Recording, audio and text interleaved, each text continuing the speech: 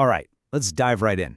Today, we're cracking open the case file on a really common and honestly pretty stressful check engine light code, P0335. Now, if this little number is popped up on your scanner, don't sweat it. We're about to decode this whole mystery step by step. So, does this whole scene feel a little too familiar? You get in the car, you turn the key, and nothing. Or maybe even worse, you're just driving down the road and the engine just completely cuts out on you. Meanwhile, that dreaded check engine light is glowing on your dash, and your car has suddenly become super unreliable. These are the classic signs that you might be dealing with our main culprit, P0335. Okay, so let's get specific. What does P0335 actually mean? Well, at its core, it means your car's main computer, the brain of the whole operation, called the PCM, is having a major communication problem. It's basically lost the signal from a super important sensor, one that tells it exactly how fast the engine's crankshaft is spinning.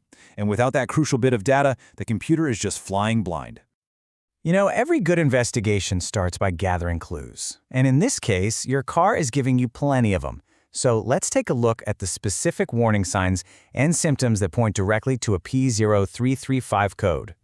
It's really important to see how all these symptoms are connected. A hard start or no start at all? Well, that's because the computer has no idea when to fire the spark plugs. The engine suddenly stalling? That means the signal just dropped out completely while you were driving. And that rough, shaky feeling at a stoplight? That's the computer just guessing, trying its best to keep the engine running on bad or no information.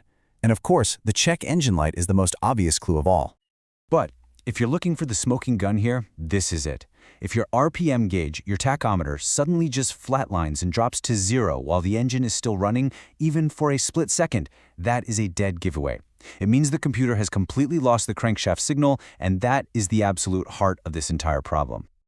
All right, so we've gathered our evidence. Now it's time to line up the usual suspects. Let's dig into what could actually be causing this communication breakdown between that critical sensor and your car's computer.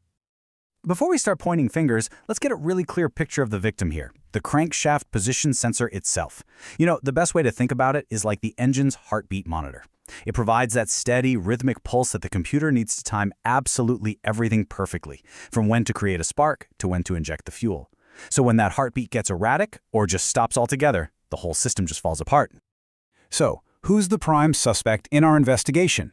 Well, as this chart shows, a whopping 65% of the time, it's the sensor itself that has just plain failed. And that's actually kind of good news, because it's often the most straightforward fix.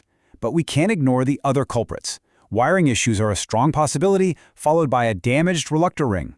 That's basically a toothed wheel that the sensor reads. And you know what? Sometimes it's as simple as a blown fuse. Let's zoom in on two of our main electrical suspects. On one hand, you've got wiring issues. Think about it. Those wires are right next to a hot, vibrating engine, which can cause them to fray, or maybe the connector pins get all corroded. On the other hand, you could just have a blown fuse. What gets tricky here is that this one little fuse might also power other sensors. So if a bunch of things start failing all at once, a fuse is a great place to start looking. Okay, we got our clues, we've got our suspects. Now it's time to put it all together and actually conduct the investigation. This is the practical, step-by-step process for finding the real cause and getting your car back on the road where it belongs. The most important thing here is to be methodical. You always start with the easiest thing first, a simple visual inspection. Just look for anything that seems broken, frayed, or just plain out of place. Next, you can grab a scan tool and watch the live data for RPMs while you crank the engine. If it reads 0, you've confirmed there's no signal. From there, you can break out a multimeter to test the circuit itself. If all that stuff checks out, then you'd inspect the reluctor ring. Only after you've gone through this process do you replace the part you've proven is actually bad. Okay, let's imagine this scenario. You've done the work, you've found a bad sensor, you replaced it, you cleared the code, but something's still not right. The engine is running, but it's rough, or maybe it hesitates. What gives? This is a really common frustration, but there's often one final step in the investigation. And that final step is called the crankshaft variation relearn procedure. I know, it sounds super technical, but it's critical.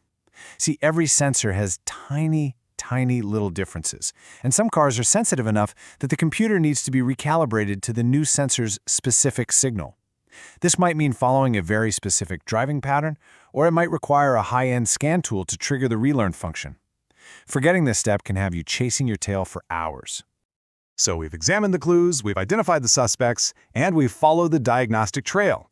Let's go ahead and close the case on P0335 by summing up the key facts you absolutely need to remember.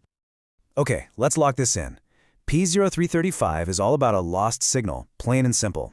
Your biggest clues are a car that just won't start, or a tachometer that dies while you're driving. And while the sensor itself is the most likely bad guy, you should always start your investigation with a simple check of the wiring. Follow a logical diagnostic path. Don't just throw parts at it. And finally, please remember that a relearn procedure might just be the final piece of the puzzle. And there you have it. The case of the P0335 code is officially closed. Hopefully, this explainer has armed you with the knowledge you need to tackle it with confidence. Which brings us to our final question. What complex code or car problem should we put under the microscope in our next explainer? Let us know. Thanks for watching.